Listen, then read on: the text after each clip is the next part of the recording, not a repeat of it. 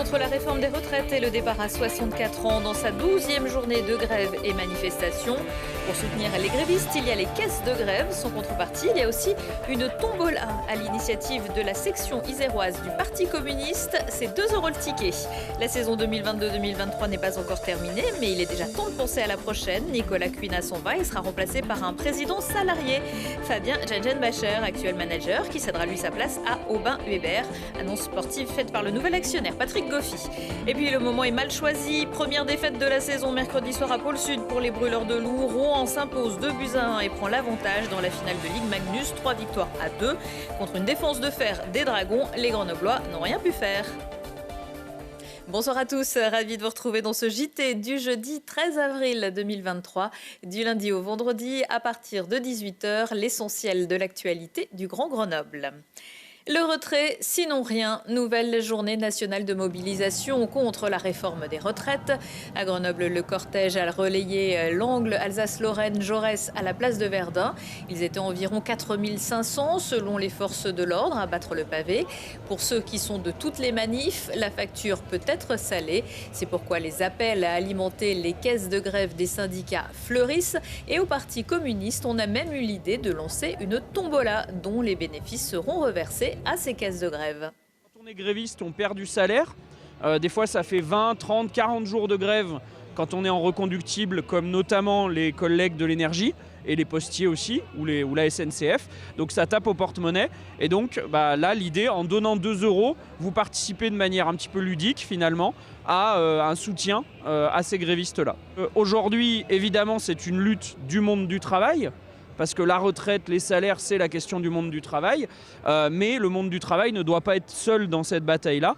Et donc, de créer les conditions de la solidarité, c'était essentiel pour justement montrer que les énergéticiens ne sont pas tout seuls, les cheminots ne sont pas tout seuls, ainsi de suite, qu'on est tous ensemble contre cette réforme voulue par ce gouvernement isolé.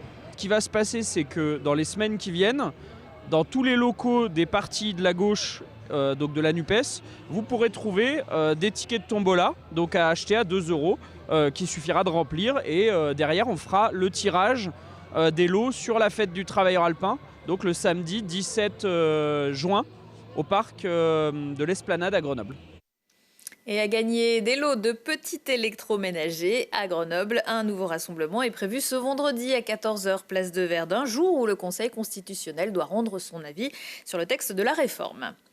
Pas vu, pas pris, avec une erreur de greffe qui fait les affaires de Nicolas Pinel. Le 31 janvier 2022, devant le tribunal correctionnel de Versailles, le conseiller municipal et métropolitain d'opposition, ancien directeur de campagne d'Alain Carignon, était condamné pour escroquerie à 3 ans de prison, dont 1 avec sursis, interdiction définitive de toute fonction publique et privation de son droit d'éligibilité pour 5 ans. Dans le prononcé oral du jugement, le tribunal avait ordonné l'exécution provisoire de cette décision, malgré l'appel, qui devait être déposé quelques jours plus tard. Sauf que le jugement écrit n'en fait pas mention, ce qui explique pourquoi Nicolas Pinel siège toujours au conseil municipal et métropolitain. Mais ça pourrait changer, selon le Dauphiné libéré. Une procédure en rectification serait en cours. Vercors et Renault Group, une affaire qui roule. Le fabricant grenoblois de batteries pour véhicules électriques et le constructeur automobile ont annoncé ce jeudi qu'ils prolongeaient et même amélioraient leur partenariat. De la livraison de 10 gigawattheures par an prévue en juin 2021. On passe à 12. À partir de 2025, des batteries bas carbone haute performance fabriquées dans la Gigafactory de Dunkerque équiperont les véhicules haut de gamme, notamment le tout premier SUV d'Alpine, 100% électrique, le C-Crossover GT. Alors que le FCG pointe actuellement à la 2e place du championnat de Pro D2, qui pourrait bien lui ouvrir les portes de la demi-finale, le club tenait ce jeudi matin une conférence de presse pour annoncer un changement de gouvernance. La saison prochaine, Nicolas Cuina ne sera plus président. C'est Fabien Janjenbacher, actuel manager sportif, qui le remplacera comme président salarié. Aux côtés du président du conseil de surveillance, Laurent Pellissier, on pouvait voir aussi ce matin Patrick Goffy, qui rentre comme actionnaire et s'occupera aussi de la gestion sportive. C'est d'ailleurs lui qui a confirmé ce matin la venue d'Aubin Hubert en tant que manager. Sentiment, si ce n'est de travail accompli, parce que la saison n'est pas finie, de fierté.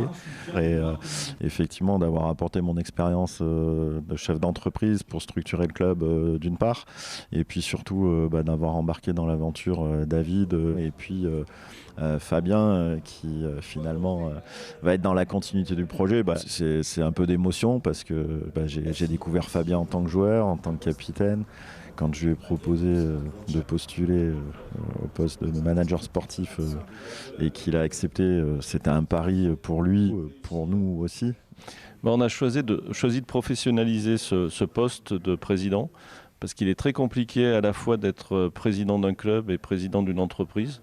Et on a souhaité que Fabien prenne ce poste et on a eu la chance et le bonheur qu'il l'accepte. Les projets du club, c'est d'être performant au niveau sportif et performant économiquement. Donc, donner totale confiance aux partenaires et puis aussi aux instances du rugby. Et il y a quelques mois de ça, il y a le président des Brûleurs de Loup qui s'était proposé pour être président du club. Quel est votre sentiment? Il s'est retiré. Qu'est-ce que vous pensez? Je ne sais pas s'il s'est positionné pour être président. En tout cas, on a cru comprendre effectivement qu'il était intéressé pour rentrer en tant que partenaire ou actionnaire du club. Les portes sont toujours ouvertes. Le club a besoin de moyens. Fabien Gengenbacher ayant dû rapidement s'éclipser pour préparer le match de vendredi à Nevers. Notre journaliste n'a pas pu recueillir sa réaction.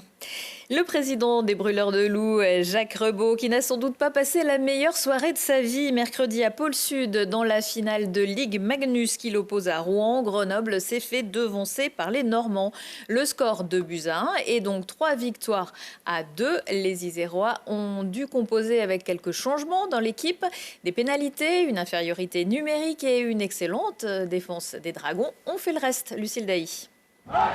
Le public le sait, la chance fait partie du jeu sur la glace et tout autour. Ce soir-là, chaque spectateur est un grand chanceux d'avoir sa place. Quand les billets se sont vendus en près de 20 minutes après la confirmation d'un 5e match de finale à Grenoble. On a sauté sur les places dès la fin du match et on a eu de la chance. Je me suis prêt très tôt. Et encore, j'ai trouvé que des places debout. Je les ai trouvés assez tôt, mais il nous en fallait 8, donc il fallait être sur le coup. Sauf que la célébration tant attendue n'aura pas lieu ce soir-là. Pire, les chances de lever la coupe allaient brusquement chuter. Car la chance n'est pas du côté de Grenoble, ni la réussite habituelle. Impossible d'imposer son rythme ni son talent aux Dragons de Rouen. Très armés en défense, organisés et opportunistes devant le but grenoblois. Les Rouennais marquent 2 buts en supériorité numérique en quelques minutes. Brent Aubin rendait un peu d'espoir en réduisant la marque, mais le record d'invincibilité à Pôle Sud allait tomber. Les Brûleurs s'inclinent 1-2. C'était la première finale à laquelle je suis habitué, là où il y a autant de chances d'un côté que de l'autre. C'est serré tout le temps, tu dois être intelligent, bien défendre, bien gérer le palais. Tu prends ta chance et tu dois aller au bout. C'est du hockey dur. Et la dure loi du sport, c'est de mener une série de matchs à 0 et de se faire rattraper puis dominer. Rouen n'a plus qu'un match à gagner devant son public. Pas question de se résigner dans le camp grenoblois.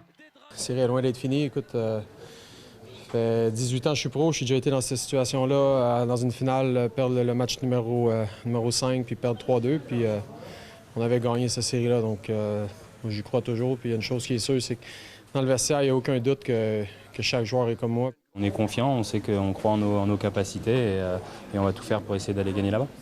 Aller gagner avec la fin du loup, promettent-ils, car une chance à prendre reste une chance de tout renverser encore.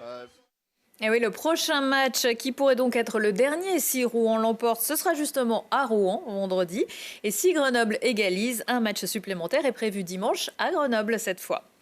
Dans l'agenda des sorties, le nouveau spectacle de Michael Bièche, un seul en scène intitulé Classe moyenne, qu'il a choisi de rôder au Laser Game Café de Saint-Martin-d'Air. On regarde un petit extrait du teaser. Non mais hé, je déconne là, je suis pas venu là pour tirer sur les gens, hein. Enfin si, mais avec de l'humour, des vannes quoi. Vous l'avez vu, hein, pas besoin d'être une flèche pour venir à mon spectacle, c'est de l'humour classe moyenne. La la la la la la la la la la la la la la la la la. Bon des fois dans les karaokés faut pas dire le texte, hein, ils se sont trompés, hein, là c'est pas du tout du texte, c'est la la la la la la la la la la. Pour chanter le lac du Connemara il suffit d'être bourré, hein. Bon, en attendant, peut-être falloir que je fasse des vannes sur une vraie scène, non? On a marre de vos conneries là. C'est sympa, mais quand même. De la musique, de la vraie avec les Sycamore Sisters vendredi soir au Café des Arts de la rue Saint-Laurent à Grenoble. Jouant tour à tour de la contrebasse qu'elles accompagnent d'une guitare, d'un banjo ou d'une mandoline, Blue Becky et Lonesome Lou vous raconteront leur rencontre musicale en explorant le répertoire du blues acoustique et des vieux swings américains relevés d'une pincée de folk.